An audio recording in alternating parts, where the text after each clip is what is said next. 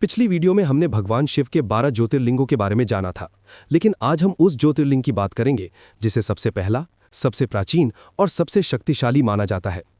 आज हम जानेंगे सोमनाथ ज्योतिर्लिंग का आरंभ, उसका रहस्य, उसका इतिहास और वो शक्ति जिसने उसे 17 बार टूटने के बाद भी अमर बना दिया। ये सिर्फ एक मंदिर की कहानी नहीं है, ये है आस्था की, विश्वास की और उस शक्ति की कहानी जिसे कोई मिटा नहीं सका। बहुत समय पहले की बात है। ब्रह्मांड में 27 नक्षत्रों की रचना हुई और इन 27 नक्षत्रों की शादी हुई चंद्रदेव से। लेकिन चंद्रदेव का मन सिर्फ एक ही पत्नी में बस गया, रोहिणी।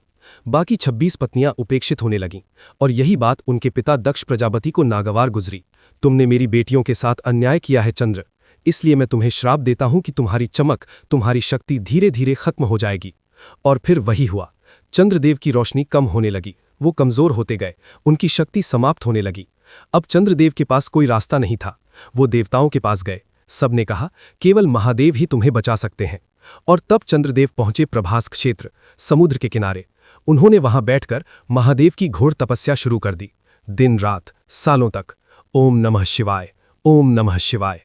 उनकी भक्ति, उनकी पुकार इतनी सच्ची थी कि आखिरकार भगवान शिव प्रकट हुए। महादेव ने कहा, हे चंद्र, तुम्हारी भक्ति से मैं प्रसन्न हूं। मैं तुम्हें श्राप से पूरी तरह मुक्त नहीं कर सकता, लेकिन मैं इसे कम जरूर कर सकता हूं। और तभी से शुरू हुआ अमावस्या, पूर्णिमा, फिर अमावस्या। और इसी स्थान पर जहां चंद्रदेव को मुक्ति मिली, भगवान शिव ने अपने ज्योतिर्लिंग रूप में प्रकट होकर कहा, आज से मैं यहां सोमनाथ के रूप में पूजे जाऊंगा। सोम का अर्थ चंद्रमा, नाथ का अर्थ भगवान शिव। इस तरह हुआ सोमनाथ ज्योतिर्लिंग का जन्म। क्यों कहा जाता है कि सोमनाथ पहला ज्योतिर्लिंग है? क्योंकि ये वो स्थान है जहां सबसे पहले शिव ने अपने ज्योतिर्लिंग रूप में प्रकट होकर आशीर्वाद दिया। इसे आदि ज्योतिर्लिंग भी कहा जाता है। इसका अर्थ है यहीं से शुरू हुई शिव की दिव्य ऊर्जा की कथा। क्या आप जानते हैं, सोमनाथ मंदिर एक बार नहीं, कई बार बना।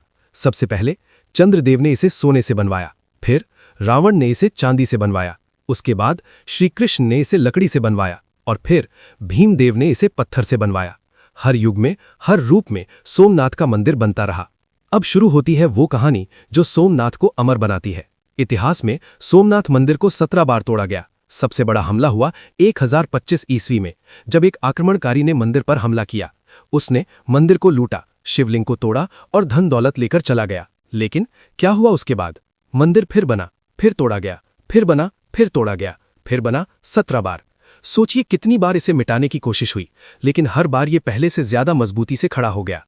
अध्याय 7, आजादी के बाद एक नई शुरुआत। भारत आजाद हुआ और तब एक महान नेता ने कहा, सोमनाथ मंदिर फिर से बनेगा। और वो सपना सच हुआ। 1951 में मंदिर का पुनर्निर्माण हुआ, भव्य रूप में, नई ऊर्जा के साथ। ये सिर्फ एक मंदिर नहीं था, ये भारत की आत्मा की वापसी थी। सोमनाथ मंदिर अरब सागर के किनारे स्थित है। यहाँ एक विशेष स्तंभ है, बाण स्तंभ, जिस पर लिखा है, इस सीधी दिशा में यहां से लेकर दक्षिण ध्रुव तक बीच में कोई भूमि नहीं है। मतलब हजारों किलोमीटर तक सिर्फ पानी। लोग यहां क्यों आते हैं? क्योंकि यहां शिव की विशेष ऊर्जा मानी जाती है। चंद्रदोष शांत होता है, मन को शांति मिलती है। ऐसा कहा जाता है, जो यहां सच्चे मन से प्रार्थना करता है, उसकी हर इच्छा पूरी होती है। आज हर साल लाखों भक्त यहां आते हैं। यहां की आरती, यहां का वातावरण आत्मा को छू जाता है। जब लहरें मंदिर से टकराती हैं और घंटियों की आवाज गूंजती है, तब लगता है जैसे खुद शिव यहां उपस्थित है। अंतिम सत्य, सबसे बड़ी सीख। सोमनाथ हमें क्या सिखाता है? ये सिखाता है कि सच्ची आस्था को कोई नहीं मिटा सकता, चाहे कितनी बार गिराया जाए, कितनी बार तोड़ा जाए। अगर विश्वास सच्चा है तो वो फिर खड़ा हो जाता है। तो दोस्तों, ये थी सोमनाथ ज्योतिर्लिंग की पूरी कहानी। अगर आपको ये वीडियो पसंद आई हो तो इसे लाइक करें, शेयर करें और हमारे चैनल आत्मा की बात को जरूर सब्सक्राइब करें, क्योंकि यहां हम सिर्फ कहानियां नहीं बताते, हम आपको सच से जोड़ते हैं। हर हर महादेव।